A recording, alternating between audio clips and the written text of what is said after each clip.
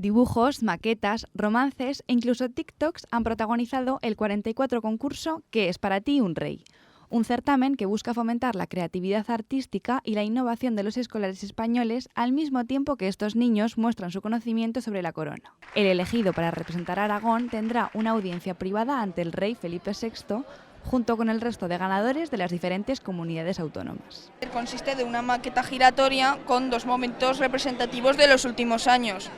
La celebración del 10º aniversario del reinado de Felipe con un videomapping en el Palacio Real de Madrid, y por el otro lado, el día en el que el buque escuela Juan Sebastián del Cano partió de Cádiz con la princesa de Asturias a bordo. En total han participado 425 escolares de Aragón de tercero, cuarto, quinto y sexto de primaria, primero y segundo de la ESO y de educación especial de hasta 18 años, procedentes de 19 centros. Claro, he utilizado inteligencia artificial para crear las imágenes, pero es complicado porque cuesta, y además, pues sobre todo las preguntas, pues que tiene que haber respuesta. Y arriba España representando que el rey Felipe VI es los pilares que sostienen a España. Es el jefe del Estado, de símbolo y su unidad, representa a la nación en su máxima autoridad. La ilusión y la creatividad se veían en cada uno de los estudiantes, que mostraban orgullosos sus trabajos y quienes han demostrado su faceta más artística mediante el gran conocimiento de la corona española.